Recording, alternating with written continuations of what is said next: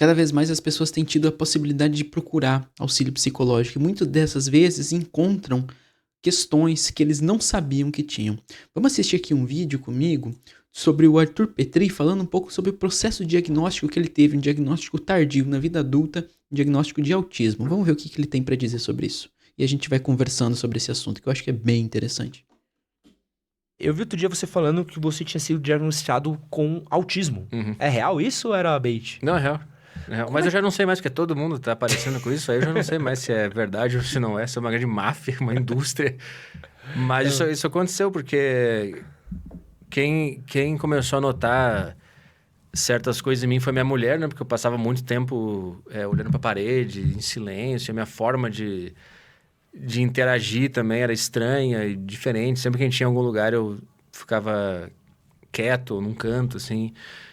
E aí a gente foi notando, assim, ao longo do tempo que eu tinha dificuldades de coisas que eram normais para as outras pessoas. Por exemplo, uma coisa que eu corrigi depois de saber que eu sou autista. Eu não dava oi nem tchau para as pessoas, porque eu não entendia o... Olha que interessante, antes dele continuar contando o relato dele, eu acho que aqui a gente já pode pontuar uma coisa bem interessante, né? Que normalmente o processo diagnóstico, ele perpassa um lugar em que o outro reconhece uma diferença em você. Olha o que ele disse. Depois do casamento dele, a mulher dele, a esposa dele, começou a perceber questões que ela achou diferente, comportamentos que ela achou inusitados, digamos assim, né? Vamos usar uma palavra desse jeito, né? Para não usar outras palavras que alguém poderia usar. Então, comportamentos que talvez não fossem adequados, né? Olha só, não fossem normais para uma pessoa. Bom, se descobre então que essa pessoa tem alguma coisa de anormal. E aí, a psiquiatria, o discurso da psiquiatria, então, nomeia essa anormalidade, essa diferença, essa singularidade, né?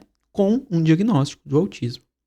Perceba que o meu argumento é nada contra o diagnóstico de autismo dele. Ele realmente devia ser uma pessoa com as suas peculiaridades, com as suas dificuldades. Eu sei que ao longo do vídeo ele vai listar algumas das dificuldades que eles tinham. Mas a grande questão o diagnóstico psiquiátrico hoje, ele está num lugar de validação do sofrimento dos sujeitos. Não é que o Arthur Petri não sofria antes. Todos os sofrimentos da vida dele existiam, mas eles não eram validados socialmente. É muito provável que as pessoas olhavam para o Petri, olhavam para a maneira como ele se comportava e julgavam. E o taxavam, e o diziam que ele estava errado, o que ele tinha que melhorar, como ele devia se portar.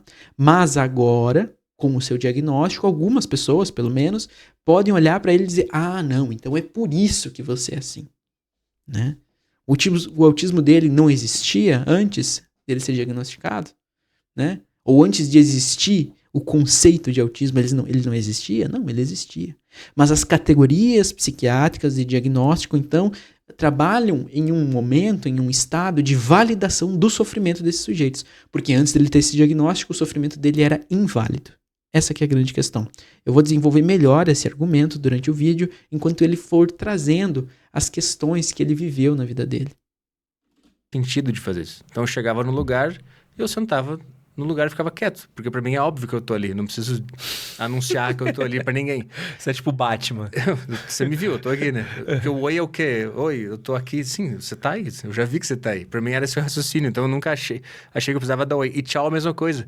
Eu sempre sumia depois de show ou qualquer evento que eu tivesse com os amigos. Eu só ia embora. Eu não dava tchau pra ninguém. E aí depois, quando eu me reencontrava com as pessoas, elas falavam: pô, você sumiu na última vez que a gente tava junto.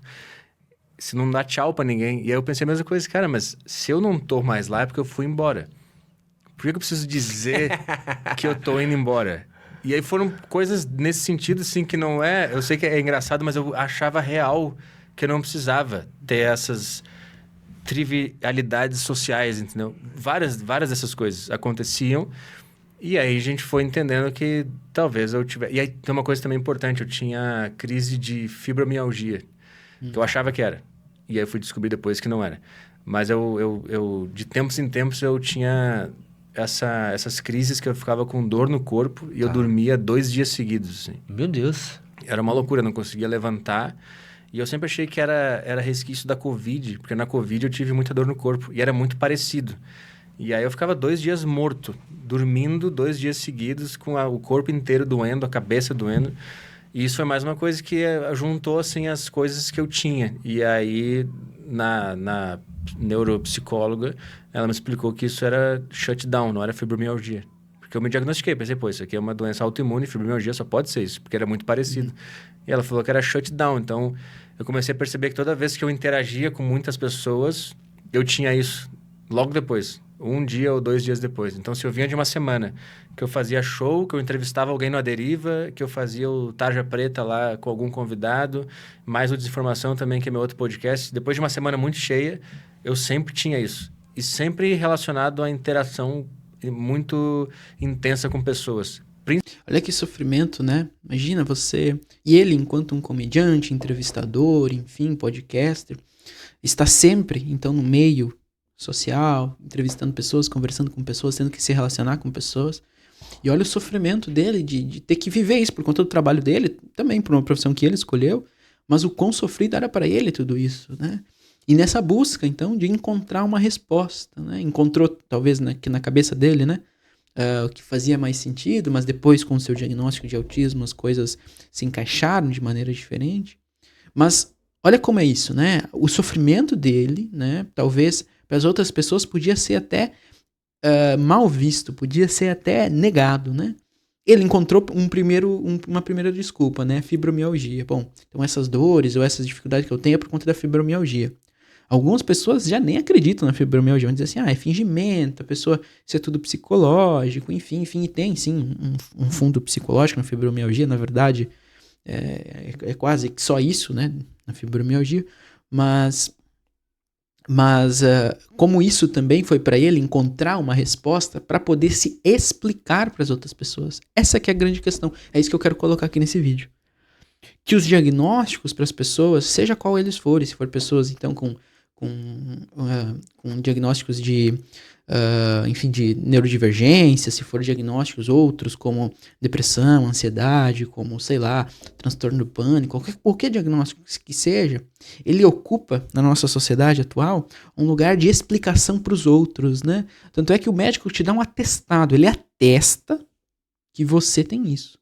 Porque se você só falar, muitos lugares não vão te reconhecer, né? Se você chegar na sua empresa e disser, não, olha, eu passo por crise de ansiedade, em situações assim, assado, talvez eu possa acontecer na empresa, talvez possa prejudicar o meu desempenho por conta disso, eventualmente, né? Talvez as empresas não vão nem te ouvir.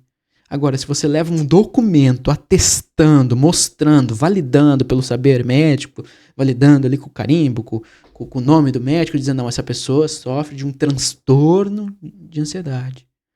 Agora, a partir desse momento, o seu sofrimento está validado, até juridicamente, digamos assim, está validado socialmente, porque uma instância de poder lhe disse, não, olhem para todos aqui esse documento que eu dei, ele atesta que esse sujeito está em sofrimento. E esse sofrimento poderá, talvez, causar limitações na sua vida. Percebe? O poder de um diagnóstico, socialmente pensando, o poder que tem um diagnóstico.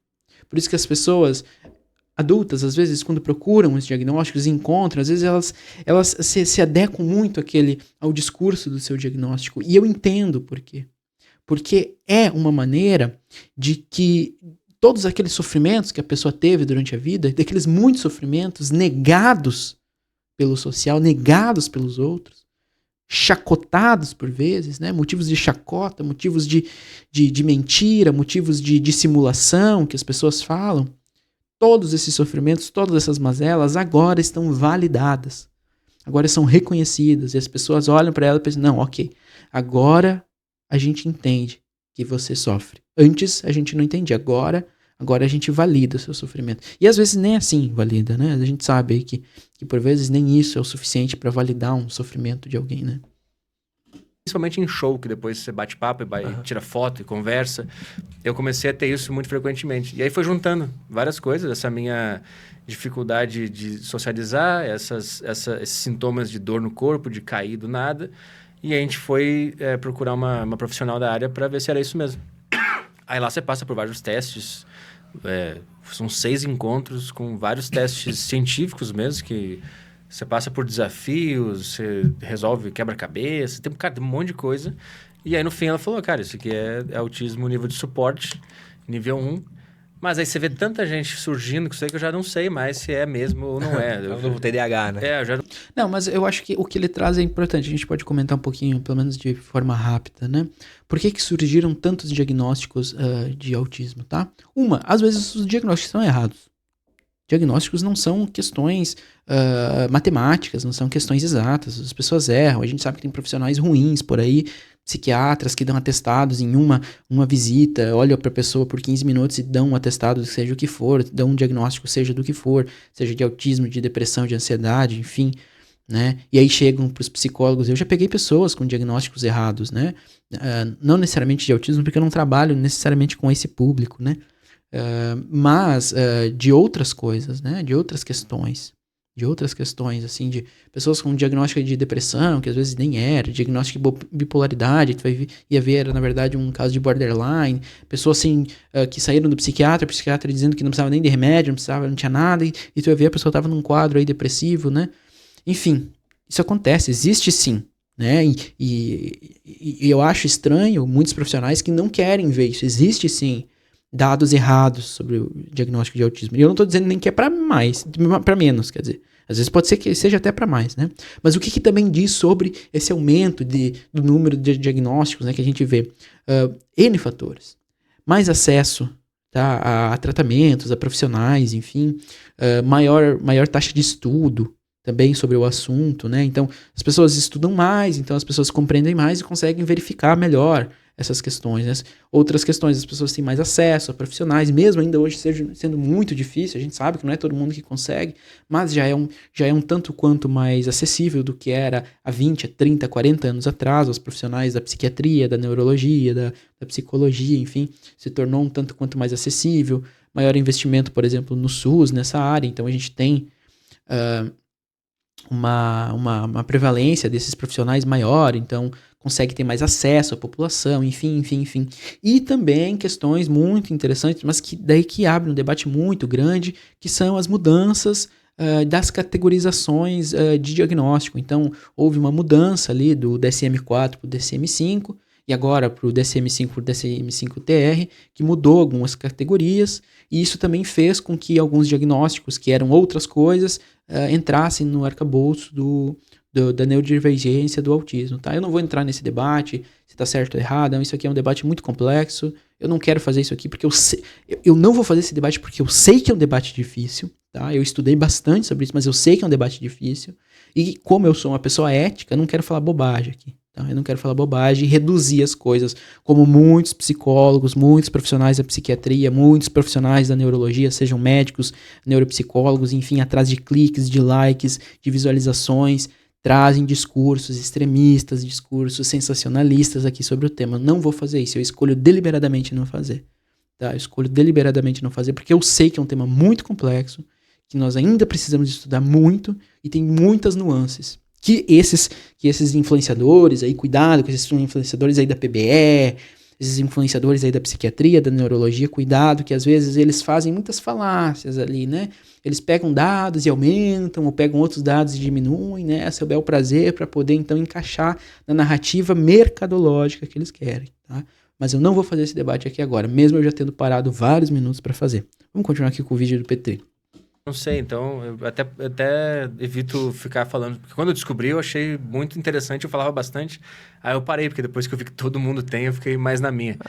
Mas é uma coisa que... Aí, pô, é interessante também, que eu conversei com meus amigos da época da escola, e eles falaram, porra, era óbvio, né, que você era óbvio, porque aí é forte. E aí o cara falou que um dia, depois de um campeonato de futebol, eu fui pra casa dele, eu tinha dado um carrinho durante o jogo, numa grama sintética, e tinha aberto uma ferida assim na minha perna. E eu fui pra casa do meu amigo almoçar, porque era um campeonato, era o dia inteiro, e a mãe dele passou mertiolate na minha canela, que na época doía, né? E aí ele me relatou que aconteceu o seguinte diálogo. A mãe dele perguntou pra mim assim, cuidado que vai doer. E começou a passar, e eu fiquei em silêncio. Aí ela perguntou, não tá doendo? Eu falei, tá. Sem nenhuma reação, sem nenhuma dor no rosto, nada. Eu falei, tá doendo. E ele falou, cara, ali eu percebi que você tinha alguma coisa que era esquisita, assim, mas nunca, nem sabia que era isso, né? Então, assim, eu acho que é real, mas também pode ser que não seja. Mas as coisas foram juntando e deu esse diagnóstico aí. É muito engraçado, porque você falou uma parada que o Gaveta, quando eu entrevistei ele no Falecido, ele falou que o Gaveta foi diagnosticado com TDAH. Aham. Ele falou que uma coisa que o TDAH trouxe pra ele, assim, foi um sentimento de alívio muito grande, porque ele falava assim que a vida inteira dele, ele teve TDAH e ele não sabia. Uhum. Então, muitas das coisas que aconteciam com ele, que dava merda, eram consequências do TDAH, só que ele não sabia entender. Uhum. E a partir do momento que deram pra ele, assim, você tem TDAH, ficou como se ele conseguisse, sabe? Abordar a vida melhor. Olha só, é exatamente o que eu quis pontuar no começo do vídeo, que eu espero ter conseguido me fazer entendido. Às vezes eu sou um pouco prolixo e não consigo. Mas é isso. O Gaveta, por exemplo, o Petri, ou qualquer pessoa que tem um diagnóstico, essas questões da vida dele já existiam antes do diagnóstico, né? Não foi aquele nome que fez surgir tudo isso a partir dali. Essa nomeação, esse significado, esse significante, ele apenas valida, como eu disse, a visão que a sociedade já tinha sobre você. O Gaveta, o Petri, enfim, quem conhece o Gaveta, ele também é um youtuber. Ele faz vídeos bem criativos, assim, e tal, edições bem criativas. E o Petri, enfim, enquanto comediante, eu gosto do Petri como ele trabalha com a palavra. A palavra para ele é muito interessante, como ele trabalha com as palavras, os jogos sendo sarcástico, né, sendo irônico, enfim, todo esse jogo ele sabe fazer muito bem.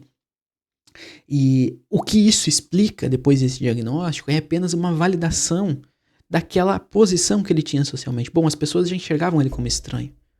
Já viam que ele tinha alguma questão diferente, né? Não, olhava pro PT, o PT tem aqueles comportamentos, o jeitão dele, a maneira como ele se faz, a maneira como ele se porta, né? Alguma coisa ele é diferente, né? Às vezes essa diferença vai contribuir para alguma coisa, pode ajudar, pode trazer benefícios também. Mas muitas vezes vai trazer malefícios. Por quê? Porque a nossa sociedade não é construída para que pessoas que não são, então, não têm um comportamento padrão ali, meio mediano, né? Que pessoas que saem fora dessa regra não consigam se adaptar dentro da nossa sociedade. Mas a partir do momento que ele recebe esse significante do diagnóstico, a partir do momento que lhe dão esse nome, bom, agora eu posso explicar tudo aquilo que me taxaram, todas as complicações que eu tive na minha vida, todas as questões que eu tive, tudo que me disseram, tudo que me julgaram, tudo que me negaram. Agora eu tenho uma coisa que me diz, não, beleza, mas tudo isso aconteceu por conta do meu diagnóstico. Essa é a grande questão, né? Por isso que as pessoas se sentem tão aliviadas, né? Eu imagino que deve ser uma sensação de alívio muito genuíno, né? Esse alívio de poder dizer, não, então não era eu que estava errado necessariamente, é que eu me comporto de uma maneira diferente, é que eu experiencio a vida de uma maneira diferente, seja por N motivos que for, né? Questões neurológicas, questões bioquímicas, questões de criação, seja o que for, não vou entrar nessa discussão aqui agora, nessa seara dos diagnósticos, né? Mas seja por motivo que for, a maneira como eu experiencio e como eu me porto frente à vida, agora é validada. Agora eu não preciso mais me julgar necessariamente por conta disso. As pessoas vão... Agora eu tenho como dizer, não, mas essa é a minha maneira de me portar no mundo, essa é a minha maneira de colocar aqui no mundo, né? Tá vendo como eu sou assim, esse é meu jeito, entendeu? Essa é a minha maneira de viver. Minha maneira que eu encontrei de lidar com as questões do mundo. Tipo, fui eu com ansiedade. Quando eu fui diagnosticado com ansiedade, pô, eu consegui olhar pra várias coisas da minha vida e falei assim, caralho, acho que eu tenho isso desde muito novo. Né? Eu consegui entender, isso aqui foi uma crise de ansiedade, eu não sabia o que era, isso aqui foi um sintoma. Então você começa a se entender um pouco melhor a partir desse diagnóstico, né? E tem a velha questão, né? É falta de caráter ou é algum diagnóstico específico? Não, tem autista cuzão também, né? Então, porque eu vejo assim, um dos meus padrões da minha vida são sempre relacionamentos muito distantes com as minhas namoradas. Todas as minhas namoradas sempre reclamaram que eu era muito fechado e distante e não dava carinho de um jeito que é normalmente aceito, né? Isso acontece no meu atual relacionamento também. Até por isso que a gente procurou e entendeu que esse é o meu padrão, que eu funciono de um jeito diferente e tal. Mas às vezes eu me pergunto, será que eu não sou só um baita de um pau no cu? E sempre fui com as minhas namoradas, assim, até onde é algo que o meu cérebro funciona diferente? Porque aí também eles explicam que o autista, ele expressa carinho e amor de outras maneiras. Não é tanto com abraço e expressão. A pessoa faz coisas, que aí você tem que entender que ela está dizendo que você ama ela. Eu penso, eu faço isso. Eu tenho mais atos... ações que te mostram que eu gosto de você do que, de fato, eu te falar todos os dias e dar carinho caloroso. Então, assim, é uma coisa que eu ainda tô pensando. Será que eu não só sou um cara mal educado com as pessoas? eu não sei ainda. Pode até ser, mas isso também pode ser uma percepção, né? Como ele entende, como ele visualiza o mundo de maneira diferente, quem sabe, né? As outras pessoas podem achar que ele seja mal educado, podem achar que ele seja cuzão. E para elas, talvez, o diagnóstico de autismo dele não vai, por exemplo, abonar ele da falta de educação que ele tem de não cumprimentar as pessoas quando ele tá indo embora, por exemplo. Pode ser, né? Mas daí a gente entra numa seara moral, individual, né? Individual, e cada um vai lidar de uma maneira diferente. Tem pessoas, por exemplo, que recebem os diagnósticos e não gostam. Não quero ser taxado como isso. Não quero. Eu lembro que tinha uma menina numa escola que eu trabalhei, que ela chegou pra nós, enfim, a família trouxe, ela tinha recebido um diagnóstico de autismo também. Ela tinha uns 15, 16 anos e tal. Mas ela não queria saber, ela não queria adaptação nenhuma. Ela não queria ser taxada, ela não queria que mencionassem isso, ela não queria saber do diagnóstico dela. Para ela, talvez explicasse qualquer coisa que ela tem, mas ela não queria, para ela não fazia sentido, para ela não se identificava. Assim como vão ter outras pessoas que vão se identificar tanto com esse diagnóstico, né, que vão fazer questão de ser ativistas sobre o tema, vão fazer questão de carregar seus colares quando necessário, vão fazer questão de lutar pelas causas, né? Mas aí é uma maneira muito específica, é muito individual de como a pessoa vai enxergar aquilo. De como a pessoa vai encontrar aquela maneira, né? O que a pessoa vai entender daquele diagnóstico. Mas me ajudou, assim, também a entender certos padrões de comportamento e entender que a minha ansiedade social não é um problema também. Às vezes, quando eu estou num lugar... Quando eu cheguei aqui, eu fiquei ansioso, porque tinha muita gente e eu acho que eu tenho que falar alguma coisa, não sei se eu preciso dar oi, como é que eu faço. E aí eu percebo meu coração disparado, isso aconteceu tudo ali quando eu estava sentado. Uhum. E aí eu aceito. Tá, autismo então, isso aqui. E aí me tranquiliza. Se é um baita de um placebo também ou não, mas o importante é que me... Perfeito, pode ser. Quantas pessoas aqui também ficam ansiosas em falar em público com outras pessoas e não necessariamente são autistas. Assim como tem outros autistas que não vão ter esses sintomas, né? Perceba que esse tipo de diagnóstico é um diagnóstico muito complexo, né? E ele se sentir dessa maneira não necessariamente significa que é porque ele é autista. Ele pode só estar nervoso, porque ele vai num podcast diferente, que ele não conhece as pessoas e tal. Assim como se eu fosse num podcast diferente, eu também ficaria nervoso, né? Mas talvez na experiência dele, esse nervosismo, essa situação, aparece de uma maneira diferente, aparece de uma intensidade, de um grau ou de uma complexidade diferente, né? me dá uma resposta para eu estar sentindo isso. Mas que ajuda também a dar ferramenta, né? Como eu falei, pô, o diagnóstico de ansiedade pra mim, pô, resolveu metade da minha vida.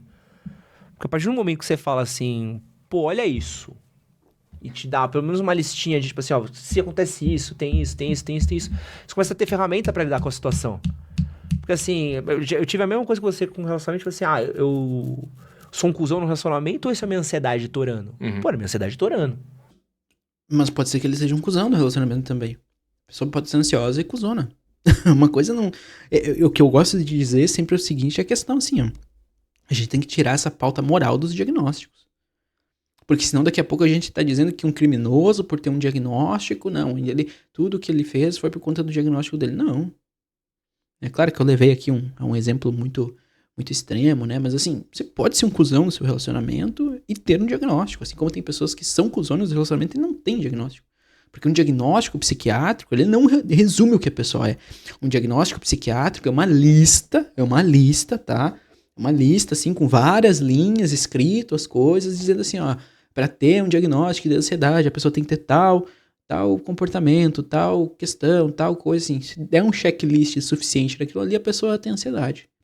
E essa lista não diz nada sobre a moralidade da pessoa, não diz nada sobre a personalidade da pessoa, não diz nada sobre quem ela é. Isso pode afetar, pode ter alguma questão que auxilia, mas não necessariamente, entendeu? De ter discussão com a pessoa. É por isso que eu digo assim, até antes de deixar o vídeo correr, eu tô sempre dando pausas, mas assim, ó, se a pessoa chega pra mim hoje no meu consultório, tá? Diz assim, ó, Lucas, eu recebi um diagnóstico do meu psiquiatra e eu sou ansioso, eu tenho depressão. Ok. O que isso me diz? Tá? Me diz assim, tá bom, se a pessoa tem depressão, talvez ela tá com uma instabilidade de humor, talvez ela tá com dificuldade de dormir, talvez ela tá com algum prejuízo aí na vida social dela, né? Algumas coisas assim, isso até pode me trazer, né? Mas isso não me diz quem ela é, isso não me diz qual é a história dela, isso não me diz de onde veio esses sintomas depressivos, isso não me diz o que aquilo significa pra ela, isso não me diz o que ela tá passando. Essa é a grande questão. Normalmente, quando eu recebo um diagnóstico, a primeira coisa que eu faço é assim, eu pego o diagnóstico, boto aqui na mesa, tá, beleza. Tu me trouxe essa informação. Agora tu me fala sobre você.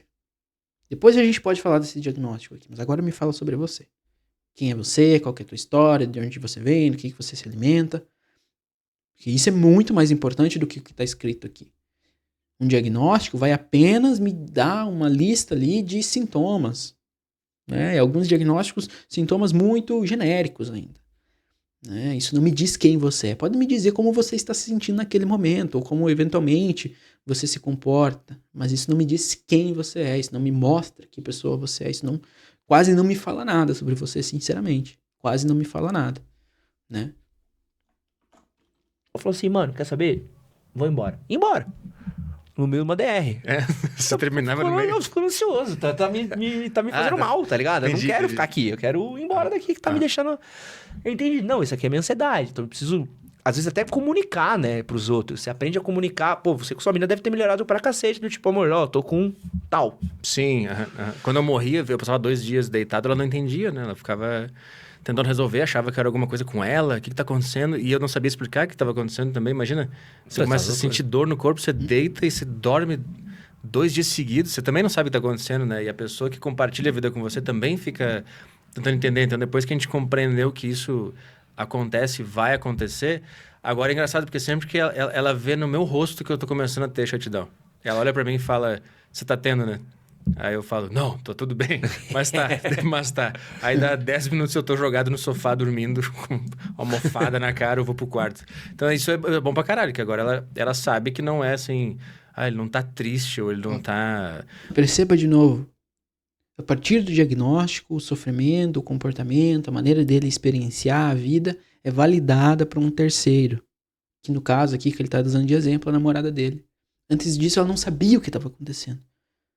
Ela poderia até dizer assim, olha, você é um vagabundo que tá aí 2 dias deitado, o que tu tá fazendo? Tu não me ama, sei lá, qualquer coisa que ela podia dizer. Mas a partir do diagnóstico, beleza, agora eu entendo que é por conta do diagnóstico dele. Né? E não é pelo diagnóstico, é pela maneira como ele se comporta. É pela maneira como ele experiencia a vida, que é diferente, talvez, do que nós experienciamos. Afinal, cada um experiencia de uma maneira diferente a vida, né? Eu nunca sei o que o outro tá sentindo, né? Eu apenas tento imaginar, né? Porque eu nunca tenho certeza do que o outro tá sentindo, seja em qualquer situação. Porque eu sinto uma coisa numa situação. A pessoa que tá do meu lado, passando pela mesma situação, pode sentir outra coisa. Essa que é a grande questão. Não tem nada acontecendo fora do diagnóstico dele. Ele tá passando por isso, tá sentindo dor, ele precisa descansar. E é maluco porque depois de 2 dias eu acordo e parece que eu sou um atleta. Eu acordo depois de 2 dias e faço tudo que eu tinha que fazer. Caraca! É como se eu tivesse recarregado mesmo a energia. Pô, e é engraçado que eu lembrei agora que na época da escola eu tinha isso também. Eu lembro que tinha uma época da minha adolescência que eu chegava da escola, sei lá, 1 da tarde, 2 da tarde, e eu dormia e acordava para ir pra escola no dia seguinte. Meu Deus! Eu vivi isso talvez 1 ano ou 2 anos, assim, de maneira espaçada. E era um sono descontrolado, assim, era uma coisa que doía pesar, parecia que eu pesava 200 quilos, né? Então, essa é mais uma coisa que você vai pensando e vai relembrando, cara, pô, é verdade, então talvez seja alguma coisa mesmo, né? Diferente que funciona em mim dessa maneira, né? Eu tive com um neurocirurgião aqui, um neurocientista aqui, ele falou um pouquinho sobre isso, né? Que eu perguntei, pô, era subnotificado ou o autismo tá na moda, né? Ou são as vacinas, né? né? Ou foi a Pfizer, né? E aí ele respondeu pra mim que era os 2. Então, assim, a gente tinha uma doença que ela era muito subnotificada, porque você não tinha os meios. Então, pô, na década de 90... Pô, na década de 90 não tinha nem ansiedade, nem depressão, era tudo doido, né? Era tudo hospício, vai embora. Então, não, tinha já. Na década de 90 já tinha todos esses diagnósticos, já tinha, sim.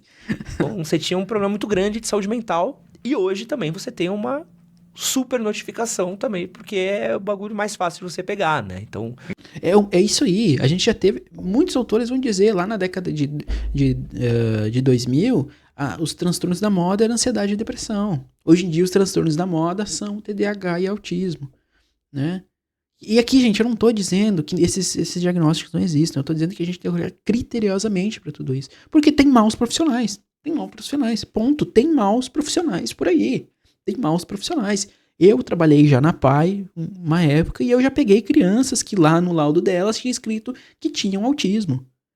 Mas eu atendendo elas, eu convivendo com elas, eu percebia que não era autismo que elas tinham. Elas tinham uma psicose, por exemplo. Mas um profissional que talvez não tinha o conhecimento adequado, um profissional que fez qualquer coisa porque precisava dar um diagnóstico para aquela criança, deu um diagnóstico de autismo. Ponto. Ela vai ser autista pro resto da vida dela agora.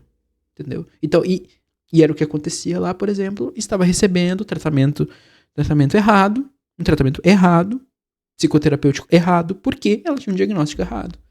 Isso acontece muito mais do que vocês imaginam, gente. Muito mais. Muito mais. Tá? Psiquiatras por aí, se tiver algum psiquiatra aqui assistindo, tá? Não tô falando de toda a classe, mas vocês também sabem que tem profissionais horríveis por aí, que te atendem 15 minutos, te dão um diagnóstico, seja lá qual for, e tchau e benção, e vem o próximo. Assim como tem psicólogos também, que dão diagnósticos aí a torto e a direito, que depois a gente vai atender, vai conversar, vai ver, não era bem aquelas coisas, entendeu? Porque profissionais ruins tem em todas as áreas. Todas as áreas, tá bom? Tem em todas as áreas, podem ter certeza disso.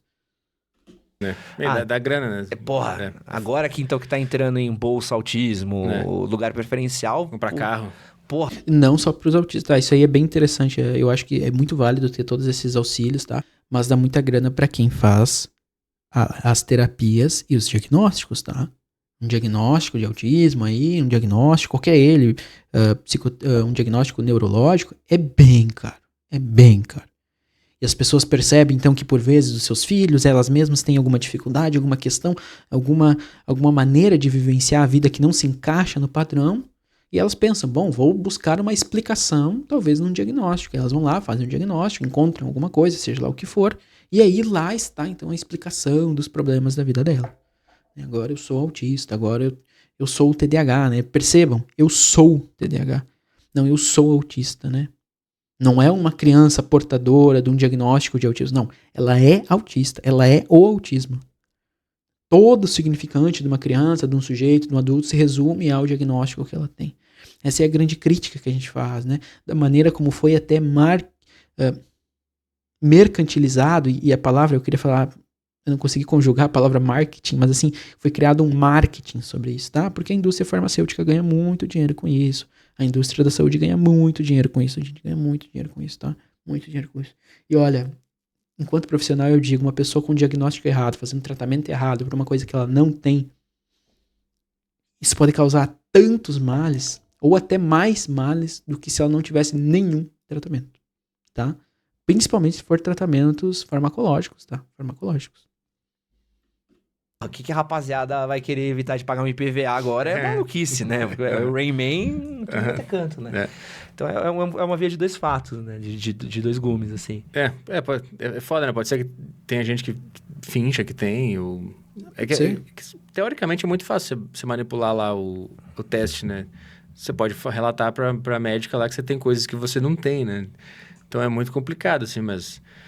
vendo assim o meu histórico, eu tendo a crer que de fato tem alguma coisa, mas ao mesmo tempo eu vejo assim graus de autismo bem, bem grave. Claro que uma pessoa, um profissional que faz um diagnóstico sério, né, um diagnóstico profissional, eu conheço vários profissionais que trabalham de maneira séria com isso, mesmo eu tendo as minhas críticas, enfim, eles trabalham de maneira séria, não vão cair numa mentira de uma pessoa, sabe? Vão saber reconhecer, vão conseguir avaliar isso, né? Agora, aquele profissional que tanto faz como tanto fez, tá ali pelo dinheiro, ali faz de qualquer jeito, vai passar. Assim como passam, por exemplo, nas avaliações de porte de arma. Eu fico pensando, como é que algumas pessoas passaram numa avaliação de porte de arma? Porque se tu fizer a avaliação de maneira correta, concisa, de maneira criteriosa, obviamente, eventualmente, naquela avaliação, tu vai encontrar traços que talvez proíbam, né? Não validem a possibilidade daquela pessoa portar uma arma. Mas hoje em dia, como é feito? Isso é dinheiro. A pessoa, tu me paga tanto, a gente faz o teste aí de qualquer jeito, escreve o relatório de qualquer jeito, tu pega aí, vai lá e compra tua arma, por exemplo. Tô usando um exemplo. E assim é para diagnósticos também, né? Vai lá, vem aqui no psiquiatra, o psiquiatra olha para ti, escuta meia dúzia de sintoma que tu disse, ele vai te dar aqui um laudo de autismo, vai te receitar um remédio, daqui 45 dias tu volta pra ver como é que tá o remédio, daí depois de 3 em 3 meses tu fica voltando aí pra receber teu remédio de novo e me pagar a consulta. Não é assim que funciona muitas vezes? É. Não são todos os profissionais? Não são. Eu conheço profissionais muito bons, tanto da psiquiatria, quanto da neurologia, quanto da psicologia, muito bons, muito sérios, que eu recomendo sempre quando necessário, encaminho. Mas tem muitos profissionais que são assim, tem muitas clínicas que são desse jeito, tá? É isso, gente. Tem que ser pragmáticos e realistas. A gente não pode querer enfeitar muito o mundo, porque o mundo é isso, o mundo é sujo. É isso aí.